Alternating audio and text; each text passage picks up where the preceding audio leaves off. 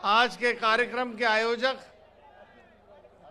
हम सभी के बुजुर्ग, राजस्थान जाट महासभा के अध्यक्ष माननीय राजा राम जी मील साहब, उपस्थित टिकैत साहब, सम्मानित मंच विजय पुनिया साहब, सभी विधायकगण, दूर दराज से पधारी सभी सरदारी,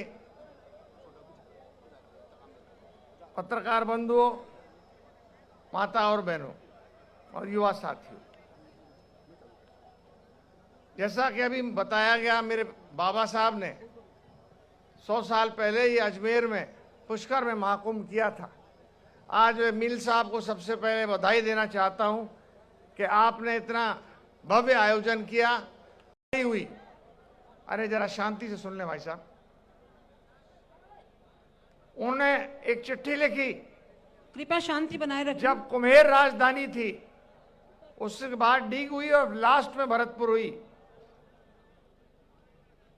पत्र लिखा कि मैं सूरजमल, तुम अपनी हद पार कर रहे हो, मैं तुमको आके तुमको खत्म कर दूंगा और तुम्हारी पूरी रियासत को खत्म कर दूंगा।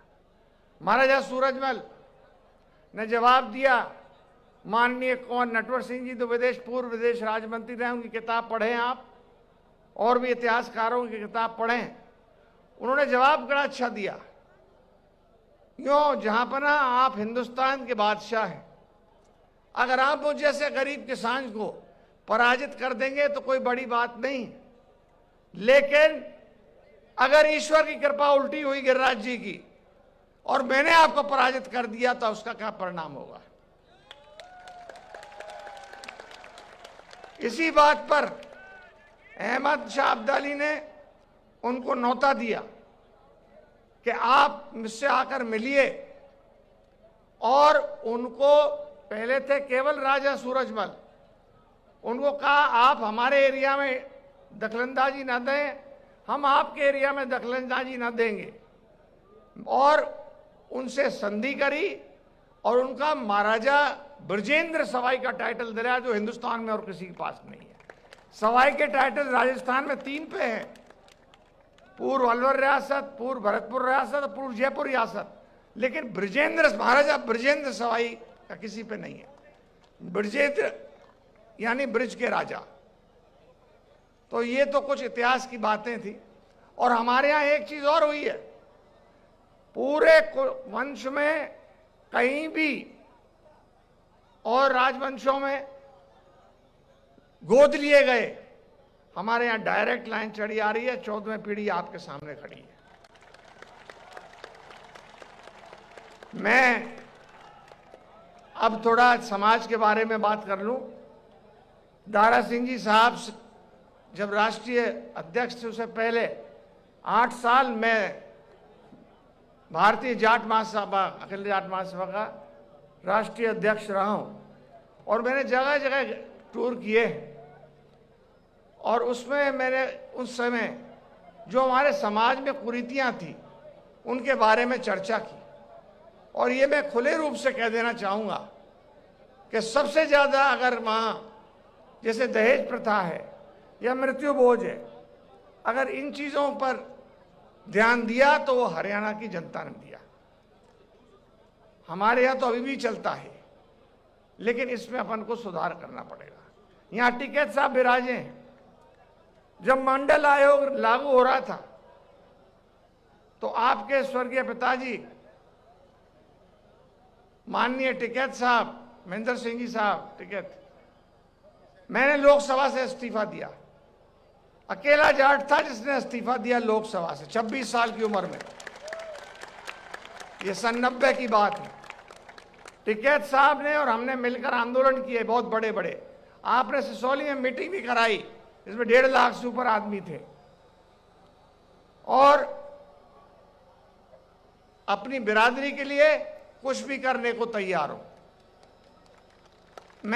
मुझे शर्म नहीं है कि मैं समाज के प्रोग्राम में आने से, ये मेरे लिए गौरव की बात है। और मील साहब, मैं आपको हाथ जोड़ के धन्यवाद देना चाहता हूं, और जनता को हाथ जोड़ के धन्यवाद देना चाहता हूं कि आपने मुझे आमंत्रित किया। और मैं सभी से कहने देना चाहूंगा, जहां समाज की बात है वहां हमेशा अग्रसर रहूंगा, आपसे आगे दिखूंगा समाज के फायदे के लिए। भरतपुर धौलपुर के जाटों को आरक्षण नहीं मिल रहा था, सेंटर में अभी भी नहीं दिया है। उसके लिए आंदोलन किया 3 साल पहले और 5 साल पहले, और 24 घंटे के अंदर अंदर नोटिफिकेशन करा के भरतपुर धौलपुर के जाटों को आरक्षण दिलाया ओबीसी में। तो आप निश्चिंत रहें।